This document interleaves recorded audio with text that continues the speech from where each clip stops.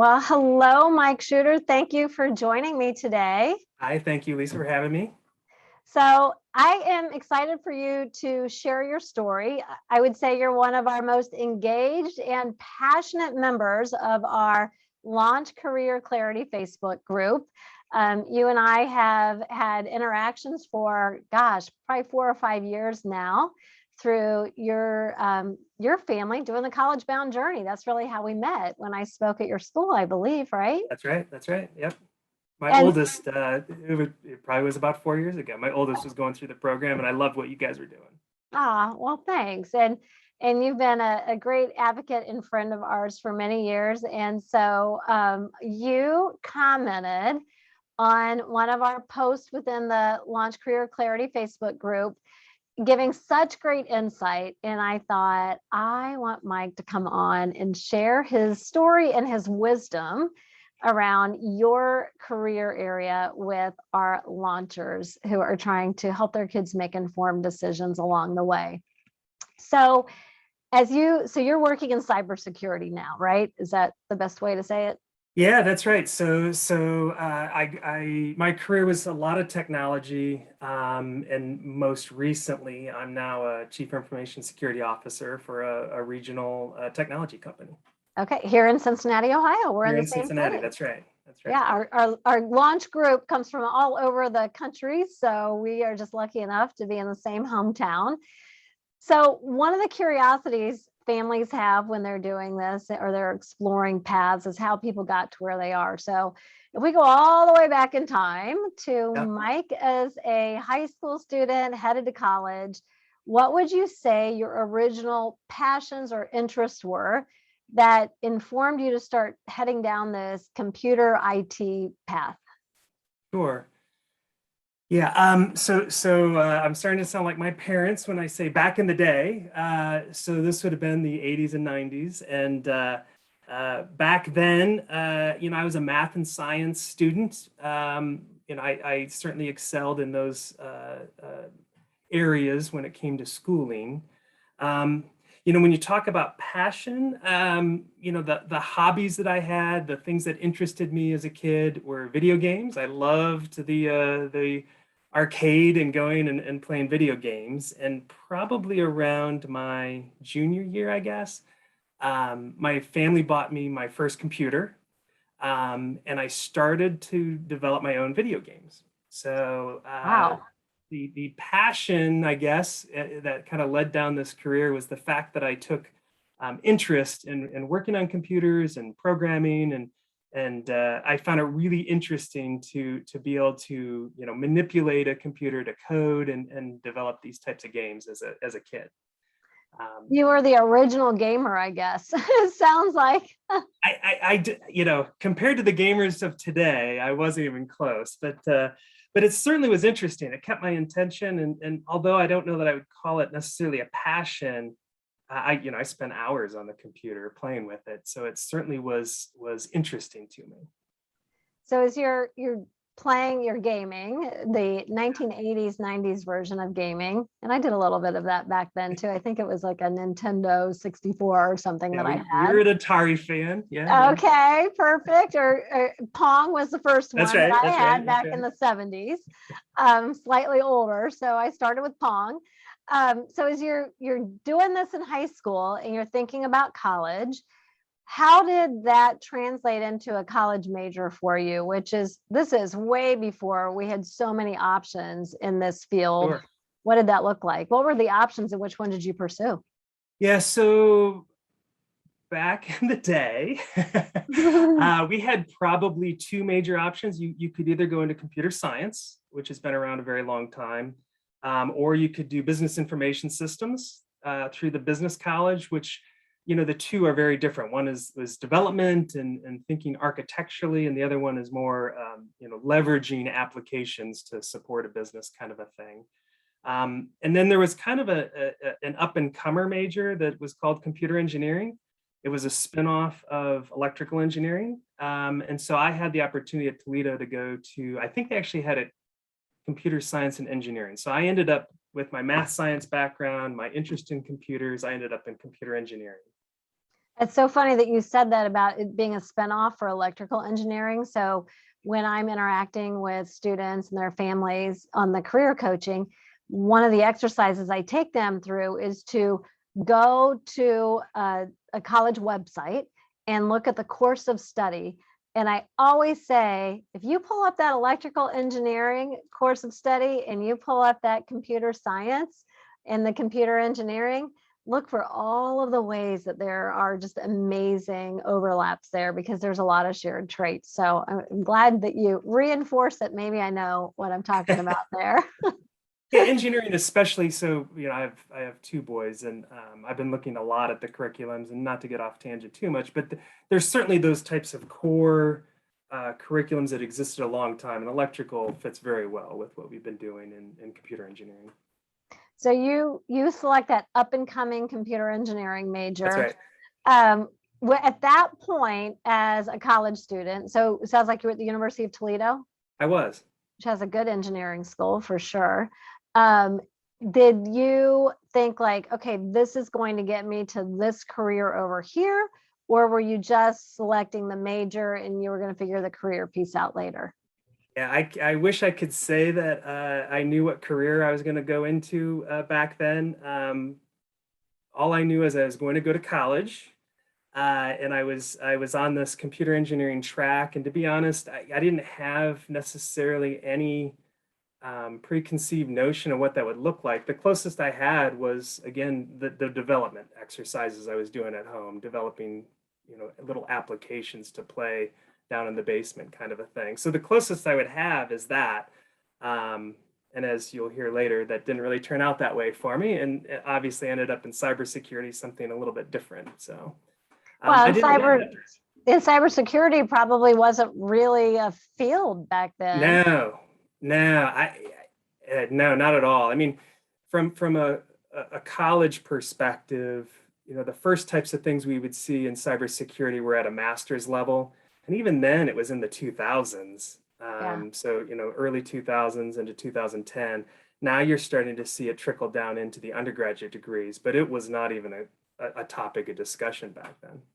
I part of what I love about your story that you always are so generously sharing with us is when we talk about career pivots, there's this idea, families will say to me, well, how can a 16, 17 or 18-year-old start to even begin to be able to figure this out? And, part of the problem is they have to, number one, but I also know they can through the over 3,000 students I've worked with. And one of the questions that come up with that is there are going to be these jobs out there that we don't even know exist. And so what I really love as a nugget from your story, there's a lot of them, but one of my favorites is the fact that, cybersecurity as a field really doesn't emerge until this century.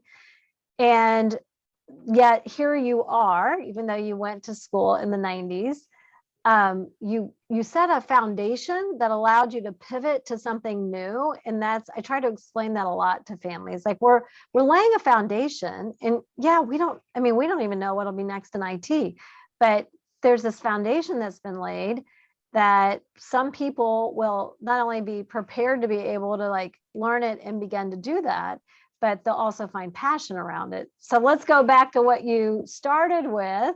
Sure. Career-wise, which I think you said ended up not so great for you, that first one. No, not in particular. So as I mentioned, my idea to be in computers, the first thing I thought of was developing applications, right? Be an application developer. I would do those little things in the basement that would take a day to kind of put together and troubleshoot and fix, and it was kind of interesting. So that seemed to be the right way to go. Toledo happened to is one of those co-op schools when it comes to engineering. So thankfully, I had some job experiences throughout college to really look at application development and decide, is that really the field within IT that fit for me? And the reality was, even though I thought, I shouldn't say I think, I know I had the aptitude for it, I didn't have the attitude for it. Is that a thing to say? Yeah. Well, the way I do say that when we're doing the career coaching through my program is can do does not equal should do. Yeah. Probably a Yeah, nicer way. Yeah, You yeah. can say I that. certainly, I knew that I could do the work. It just was not that interesting to me. And the uh, the dynamic of that type of a job, sitting in front of a computer, programming, long hours and troubleshooting. I uh, I kind of jokingly say, they talk about the journey versus the destination. I was all about the destination. I like playing the video games. I did not like the journey to build that video game when it takes that long, I guess. And so I kind of realized that wasn't my purpose, if you will. It wasn't something that I was good at, and it just didn't fit my character, I guess. Um, and so if you spring forward, I thankfully got my first opportunity out of school to come down to Cincinnati and work in a small startup company here in Cincinnati. I'd like to again say it was because of my great grades and who I was and all my potential.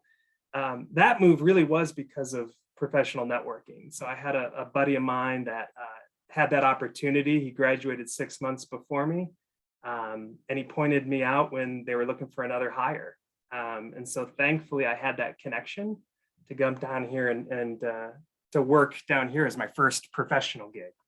We can never underestimate the power of networking. Yeah. Yeah, no, completely agree. You had said something in one of your previous blog posts about get yourself in the room. Mm-hmm. And so that kind of fit with what that resonated well with me when it came to my first job down here. I had to get myself in the room. Proximity, right? So just even if you are like filing papers or running out and getting lunch, like seeing jobs in action and getting close to the people that are doing them, getting that proximity, just get in the room, and that can start building that network. So you get to Cincinnati, and what was that job? So they had already had a bunch of experienced IT professionals on staff, which included my buddy. Actually, he had quite a bit of work experience under his belt. They were looking for a Linux administrator to start up as part of their consulting practice. And even though I didn't have that background, they were willing to put me through the training to go to become that.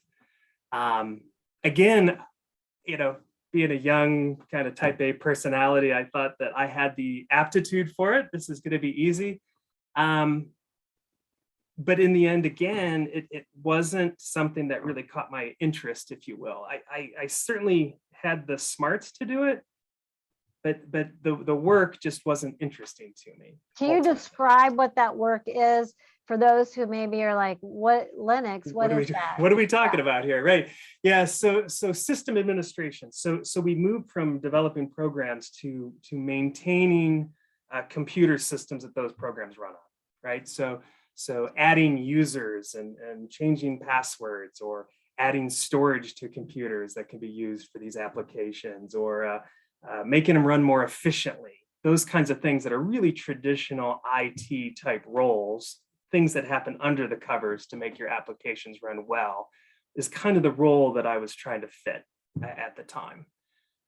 Unix or Linux as opposed to Microsoft. So this was a little bit of a niche area, if you will, back then, which amazingly became an important piece of my cybersecurity background, to be honest, because a lot of the tools are developed on Linux operating systems. So anyway, so I did that and realized I wasn't really good at that. But the one thing it taught me going through that process was computer communications using TCP/IP, which, for those that don't know, happens to be the communications protocol that is now used widely across the internet. And so that gave me something that I could springboard into network communications, network design and building and maintaining, something that I completely understood. And it became an exploding market from a computer perspective back in the 90s, when the internet was really just kind of getting off the ground. So you're laying this foundation at that point, it sounds like, putting, sounds like, tools in your toolbox, figuring out what fit for you and what doesn't. And then cybersecurity emerges. And how does Mike make his way to cybersecurity? And what is, tell us too, like, I think we all know in a general sense what cybersecurity is, but as someone who is in that field, give us a little bit more of a sense of, on a daily basis, what's going on behind the scenes there. Yeah, so I always say that cybersecurity professionals look at technology in a kind of a different perspective, right? So we're trying to protect or defend our computers from and applications and data from abuse, from misuse, if you will. And so in our world, we're leveraging tools and technologies to protect systems, to protect data, but also to look for and detect suspicious activity and to go investigate that and take action if necessary. And so it's really looking for malicious use of technology, if you will, not the feature functions that you're supposed to be using technology for, if you will. And so it's kind of exciting for those that are in that space, I suppose. You know, with networking, we do a lot of things under the covers. We watch packets flow between computers and see how they're communicating and troubleshoot down at that level. Cybersecurity is very similar, can build upon that. So you're talking about expanding the tool set that I had available to me, you know, using my knowledge of networks and how computers communicate, allowed me to take that step and go, okay, well, if that's how they're supposed to communicate, how would we identify something suspicious? And so we pivot on that knowledge and expertise that we built using networks to then now go into cybersecurity, if that makes sense. That makes a lot of sense. I hope I'm not too technical. No, actually, I think, about it. yeah, it helps bring it down to, obviously, I am not super computer savvy. And so it brings it down to be understandable to me, like on that daily basis. You know, one of the questions I ask students, if they come to me and they're like, well, I'm thinking about possibly this career or this career, I often start with, well, what do you know of that career that might be appealing to you? Yeah. And I also say to them, and I don't expect at 16, 17, 18, even 19 years old, that you really fully maybe know what that is, but I want to hear what your understanding is, because that understanding of it helps inform us of how a person's wired and what they might find satisfying. So for you to be able to connect the dots on somebody's understanding of cybersecurity might be one thing, but in actuality, this is what it is. I also love the example of how, like, you know, system networking was, I don't know, when did that come around? For a very long time before that, right? Yeah, certainly early 90s. Yeah. And so this is the perfect example of no one in 1992, 93, whatever, could have thought what cybersecurity is, or that you know, we would have computers in our pockets as we walk around someday, and that could actually, cyber attacks could be a real thing. And so, but you're still building a skill set that eventually informed you of like, this could be a fit over here.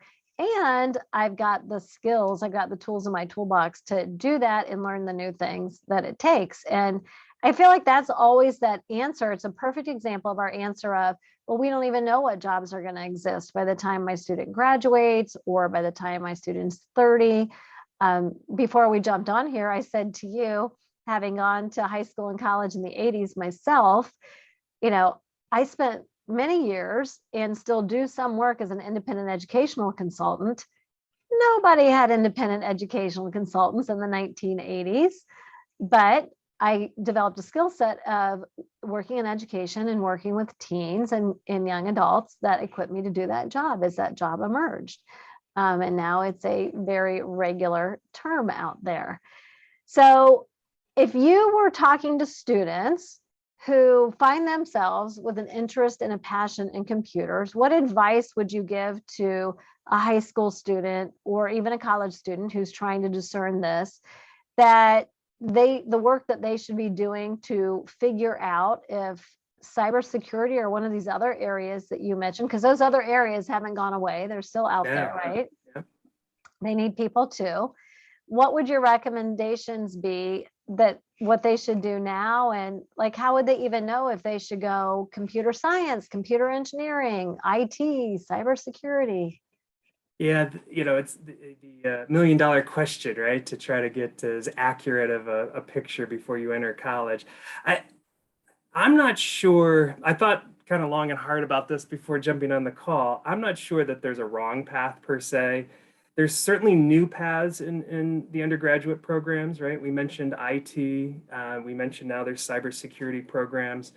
Um, I know plenty of computer engineers or even electrical engineers and computer scientists that have come out of school that have gotten into this world, this realm of cybersecurity. So I don't know that that path necessarily dictates where you end up per se. I do think the different programs, when you look at the curriculum, will help determine what makes most sense for you. So the engineering path, for instance, the computer science path, those have really high advanced math type of requirements, right? And if that drains the life out of you, then that's probably not the path you should be choosing. So it's interesting that they can go a couple different ways. One thing that I read an article on recently, and I reached out to it would be dreamy to be able to interview somebody about this. There's a group of colleges that are starting to move away from doing the typical calculus route of Calc 1, Calc 2, differential equations. What comes next? I don't know. I'm not a calculus girl, obviously. Um, and Wright State University here in Ohio is one of them. Also has a good engineering program, and they've deconstructed it so you don't just take Calc 1 or Calc 2. It's like embedded throughout your other coursework, because one of the things that they found was I feel like this fits with what you're demonstrating here. There are lots of people who, passion and purpose wise, would enjoy doing the work and would have a strong aptitude for doing the work. But oftentimes those early a lot of calculus based math courses start to weed them out and drain them. And it's cutting off a pipeline of students who actually would be very well suited for these careers. So they're rethinking how they do math within the engineering and the computer engineering and computer science realm. And I think that is fantastic. Yeah, and you do see it with things like engineering technology, where it's a little bit lighter math, but you're still in the engineering program, but not doing as much of the abstract thinking, deeper thinking that the engineering programs have. And I think IT is similar to that too. It's lighter. It still has math requirements, but it's lighter on the math and focused much more on the practical skill sets that align, uh, that easily align with job requirements, if you will. When you talk about the like the lighter math, one of the things that you brought up, and I think a lot of people don't know this, and I always teach this in my career coaching. There are really three different levels of engineering. So we've got the top level of it's called engineering. It would be your degree, and that's going to be very heavy on the calculus base. Then that engineering technology that you just referenced and clearly know about, but I feel like is a hidden gem that many people don't know about. So it's going to be a little bit lighter. You're not going to get out of Calc 1 and Calc 2. So let's alert everybody to that, right? Sure. You can't escape Calc 1 and Calc 2. But it's going to be more practical, less theoretical, and the math is more digestible. And so it's still a 4-year degree. It's definitely a sweet spot for a lot of students that I always encourage students to explore when they're looking at anything in engineering. That's a great one. So what would you say, like, there's got to be, we started out like our pre-conversation, and everybody knows that we get on and talk ahead of time before we start interviews. And we were talking about how, like, my husband's in a job that as a history major in the 1980s, there's no way he would get that job now. And you gave a fantastic example that in the early 90s, you guys tell the story a little bit about Sure. you would find these other majors, and what did they do? Yeah, so again, with only a couple different undergraduate paths you could even have taken in computers or technology, a good portion of the networking and technologists we hired were biology majors or art majors and history majors, as you mentioned. But the differentiator was the fact that computers were their passion on the side. They had to, they could prove that they self-learned all this information about technology on their own. And that really shone through. So when you're comparing people or resumes, the thing that really came across was the fact that they did all these things on the side. They proved their passion by showcasing that they built a lab at home, or they developed these applications on their own, or they did this self-study. And so, back then, that's kind of how we would differentiate whether or not the person was good for us and our team. Spring forward now with all these different college academic paths you have available to you, it starts to water that down. It's harder to identify those that truly have the passion and interest in computers versus those that are kind of going through the motions, still trying to figure it out. And so you'll find me, if I had, 10 resumes on my desk and they all look the same, I'm going to look for the gems, those hidden gems with people that are doing something outside the classroom. And those are kind of the differentiators that we see.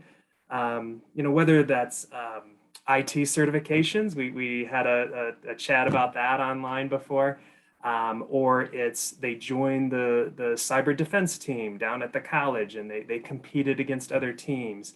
Those are the types of things that kind of make student resumes pop these days, because there's so many that can list, I have straight A's in an IT degree. And so those extracurriculars are the things that make the difference for me these days.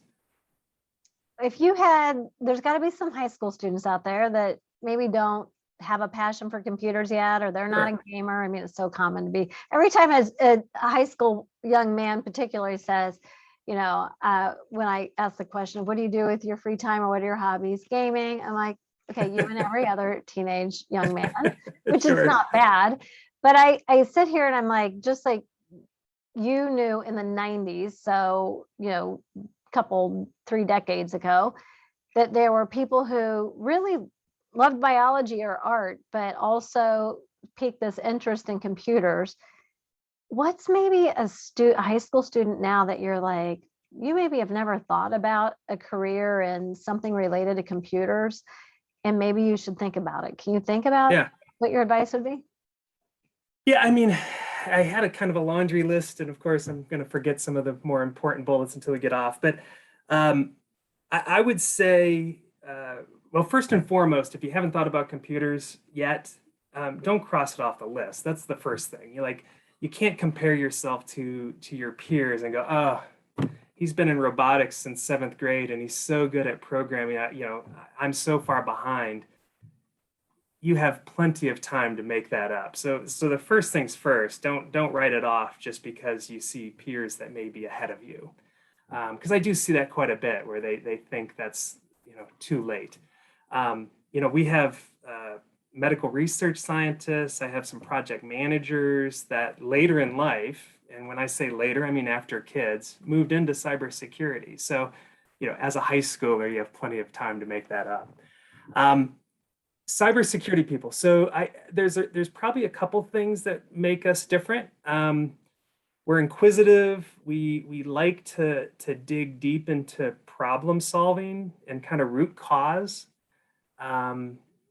So let me give an example. So for instance, and this is a little bit dated, but working at a large company, there's 10,000 people in the company, a computer gets infected. Cybersecurity realizes it, notifies desktop folk to come do something with the system. They show up, they just re-image the box, they give it back to the employee, and they move on. Week later, same person, same box gets the same infection. Desktop person comes out, they re-image the box, and they move on. I sit there and go, isn't that interesting? How is it that out of 10,000 people, this one person gets the same problem, 2 times in a row? Isn't that interesting? Don't you want to know why? And the desktop person, their job isn't to do that. Their job is to get the box back online and working just like it is. But as a cybersecurity person, we like puzzles. We like to dig underneath the covers and understand why.